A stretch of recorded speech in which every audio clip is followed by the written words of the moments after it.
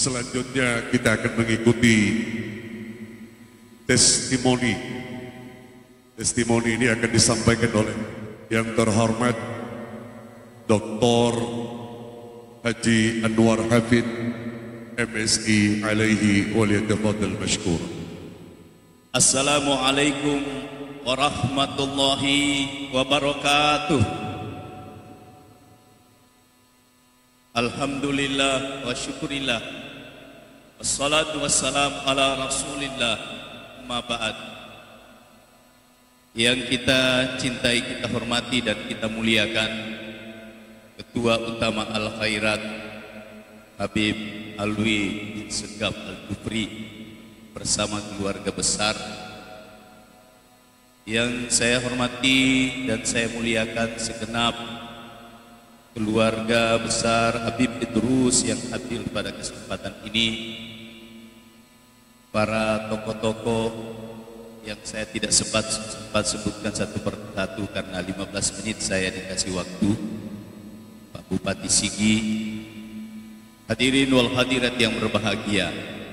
Saya berdiri di sini karena mimbar itu hanya pantas untuk ketua utama.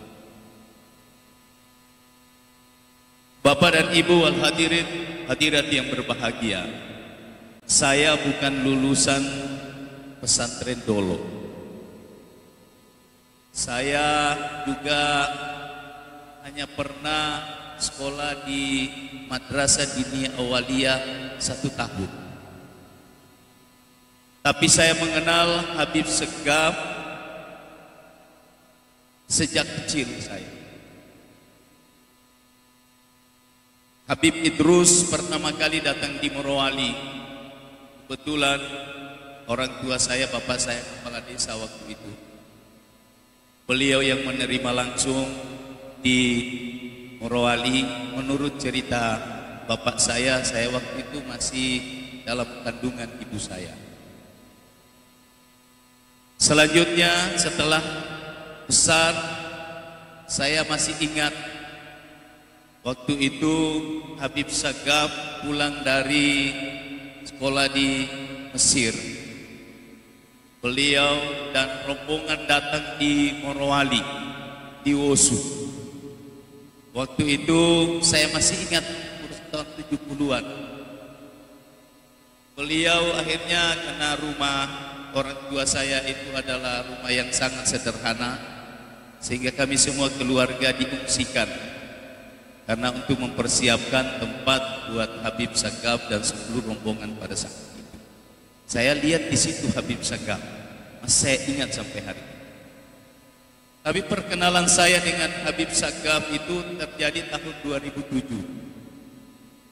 Kala itu karena saya lebih banyak di Sulawesi Selatan menimba ilmu di sana, kemudian bekerja juga di Sulawesi Selatan, sekalipun saya orang Morowali asli. Cuma lama kerja dan sekolah di Makassar.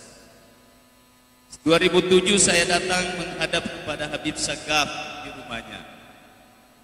Saya perkenalkan, Habib, saya ini anaknya Hafid, Ketua Komda Al-Khairat Kabupaten Morowali. Akhirnya beliau menyambut saya cerita sedikit, tidak apa-apa, saya bukan cerita politik. Tapi saya datang sama beliau memang minta doanya karena waktu itu saya mau maju calon Bupati Morowali. Ketika saya menyampaikan hajat saya, Habib Segaf tidak menanggapi itu. Beliau justru membawa saya cerita soal cerita gubernur dari pertama sampai terakhir. Itu. Saya bilang, dalam hati saya sudah salah saya itu. Saya mau minta doa tapi kayaknya tidak disambut, berarti kayaknya ada ciri-ciri saya tidak jadi. Akhirnya ada sedikit juga perasaan tidak enak dalam hati saya. Saya tidak jadi kayaknya karena tidak ada tanggapan. Akhirnya kita berdiri, beliau mengantar saya di pintu keluar, beliau merangkul saya dan menepuk 3 kali pundak saya. Beliau bilang begini, Anwar, selesai pilkada kita urus al-khairat. Hanya begitu saja bahasanya. Habis itu sudahlah, saya bilang, saya tidak dapat doa kalau begini. Nanti setelah saya terpilih bupati 2007 itu, saya ingat, oh ini pesannya Habib. Selesai pilkada, urus al-khairat. Sejak itulah 2007, tongkat estafet ketua Komda al-khairat dialihkan ke saya dan bapak saya ke saya sampai dengan hari ini.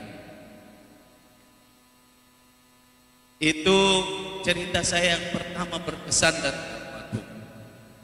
Yang kedua, ketika saya selesai bupati, saya bilang sama Habib, Habib, mohon izin saya ini sudah mau tugas di Jakarta, agak jauh di Morowali, dan sepertinya rasa-rasanya mengurus al-khairat itu terlalu jauh.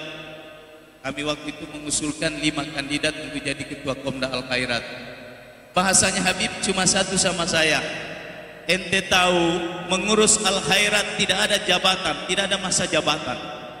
Maka saat itu saya sami'na wa ata'na, tidak bicara, langsung pulang. Karena bahasanya tegas, di al-khairat tidak ada masa jabatan. Ente mengabdi di akhirat sampai mati. Itu yang pertama. Yang kedua, yang ketiga, yang saya terkesan Habib Segaf itu adalah seorang yang nasionalis luar biasa. Belum pernah saya dapatkan tokoh sebesar. Ketika itu saya bupati, saya banyak disoroti karena saya sering diundang di gereja.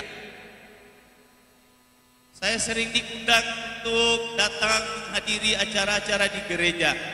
Saya ketua Komda al-khairat. Saya menghadap Habib, Habib saya izin, saya mohon petunjuk. Saya ini sering diundang oleh sahabat-sahabat kita acara di gereja dan sebagainya. Mohon petunjuk Habib, apa ini tidak apa-apa saya hadiri. Jawabannya Habib cuma singkat, bersyukur ente diundang. Karena tidak mungkin anak yang diundang, kata Habib. Bahasa itu, bersyukur ente diundang. Tidak ada bahasa yang lain, tidak panjang-panjang. Bahasanya singkat tapi maknanya besar. Bahwa Habib Idrus itu adalah seorang, Habib Segaf itu seorang yang luar biasa. Pandangan keindonesiaan, pandangan kemajemukan, toleransinya luar biasa.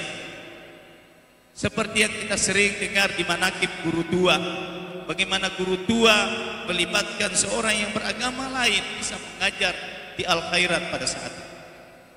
Beliau kemudian bersyukur ente diundang. Padahal saya dihantam kiri kanan ini Pak Ustaz. Dihantam saya bahwa apa itu bupati tidak jelas agamanya. Sebentar sudah ada di gereja, sebentar ada di pura. Tapi jawabannya singkat. Syukur ente diundang. Yang keempat, yang paling terkesan saya dengan beliau selama saya bersama-sama. Satu hari saya setiap kali diundang orang ceramah atau jadi khotib Idul Adha, waktu itu di Donggala. Saya ini diundang khotib Idul Adha di Donggala. Tapi yang namanya saya kalau di Lembah Palu ini takut-takut juga mau khotib di sini. Karena di sini ulama banyak. Kalau di Morowali tidak apa-apa, di Morowali tidak terlalu banyak ulama. Akhirnya apa? Saya minta izin dulu sama Habib. Habib, izin saya diundang masyarakat Donggala khatib Idul Adha. Itu berlangsung sekitar 3 tahun lalu, 4 tahun lalu. Saya pikir Habib ini ada nasihat atau apa. Beliau bilang bahasanya cuma satu, ketawa beliau. Ya, bagus. Beliau bilang begitu. Nanti selesai di sana, selesai di Donggala, datang di rumah. Selesai saya khotib di Donggala, saya datang di rumah. Tapi waktu itu saya tidak sangka saya diundang makan berdua di dapur. Beliau hanya pakai baju kaos. Saya makan berdua di rumah, kemudian waktu itu Habib bilang, kamu makan banyak-banyak, biar kamu kuat. Jadi semua ayam yang opor ayam itu dikasih semua sama saya. Saya sebenarnya kenyang habis makan di sana, tapi karena Habib Sagaf yang kasih saya habis semua. Mungkin karena itulah sehingga saya hari ini masih kuat karena pemberian ayam dari Habib Sagaf. Insya Allah Bapak Ibu sekalian, yang terakhir ibu-ibu, biasanya orang kalau merokok itu banyak orang marah. Banyak ulama kita dia tidak suka orang merokok. Waktu Habib kunjungan di sana di Morowali, saya tidak merokok, bukan saya yang merokok. Tapi waktu kita pertemuan dengan semua wanita Islam Al-Khairat, ada juga bapak-bapak, ada orang merokok. Habib saya bilang, mati saya. Sudah diwanti-wanti Ustaz Abdul Rahman yang ada merokok. Tapi karena waktu itu Habib bilang begini, ibu-ibu mau bantu Al-Khairat gak? Kalau kalian mau bantu, bapak-bapaknya yang merokok itu mulai hari ini ibu-ibu yang belikan bapaknya rokok. Ini kan aneh ini, aneh. Dalam hati saya baru bilang minta maaf bukan orang merokok. Habib langsung bilang bapak ibu-ibu yang bapaknya merokok tidak apa-apa silakan. Tapi mulai besok ibu yang belikan rokok. Caranya setiap hari ibu beli ambil 1 batang. Setiap hari beli ambil 1 batang. Nanti hari ke-20 sudah cukup 1 bungkus, ibu kasih 1 bungkus itu, ambil uangnya bawa untuk guru-guru Al-Khairat.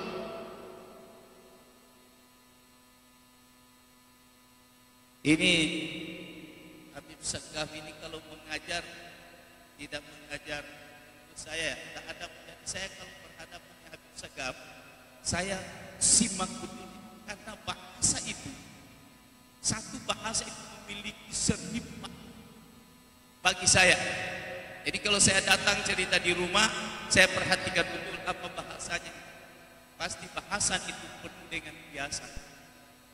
Dan itulah saya terakhir waktu itu ketika beliau berpulang ke rahmatullah.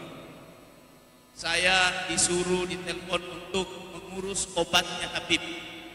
Obat itu pernah disuntikan Habib pada saat sakit pertama dan alhamdulillah beliau waktu itu kuat.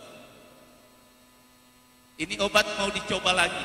Saya usahakan di Jakarta, saya suruh ajudan jam 10 malam, jam 2 malam berangkat. Waktu itu musim Covid, belum ada pesawat langsung ke Palu. Jadi lewat Makassar, tiba di sini jam 9 pagi obat itu.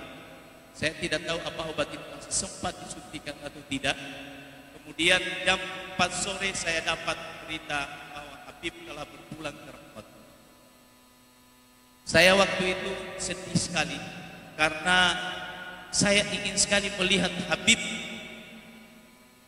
Kemudian syaratnya waktu itu harus ada naik pesawat, harus pakai surat Covid.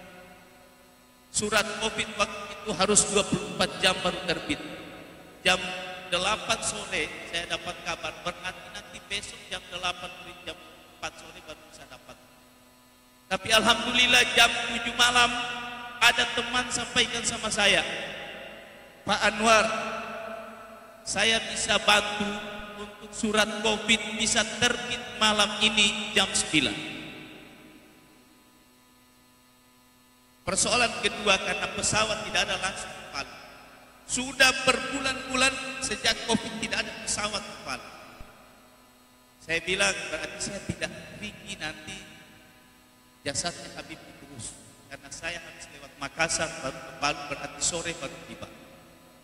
Jam 10 malam saya dapat pemberitahuan dari Garuda bahwa untuk malam ini pesawat Garuda langsung Palu. Saya baru sadar ternyata di dalam pesawat itu ada ketua utama Habib Alwi bin Segaf Al-Jufri juga sama. Alhamdulillah, saya tiba di Palu jam pagi. Saya datang di rumah buka. Saya hanya mau melihat Habib Segaf. Di tempat itu luar biasa penjagaan ketat, tidak bisa dibuka siapapun. Tapi saya tidak tahu waktu itu saya datang tidak ada satupun orang yang menegur saya. Saya datang, saya buka dan saya cium Habib Segaf. Nanti setelah saya buka sarung, saya keluar dari dalam sarung itu, baru semua orang tidak boleh, tidak boleh, tidak boleh. Ya Allah, di situ saya bilang Habib Segaf mengenal semua orang. Saya bersyukur ternyata dengan Habib Segaf yang saya rasakan selama kurang lebih 13 tahun bersama beliau, mengetahui kita, mengetahui hati kita. Oleh karena itu, terima kasih.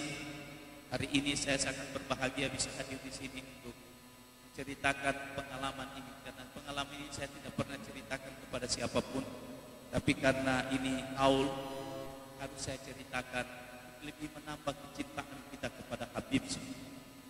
Saya kira ini yang dapat saya sampaikan, lebih dan kurangnya mohon dimaafkan. Wallahu musta'an. Assalamualaikum warahmatullahi wabarakatuh.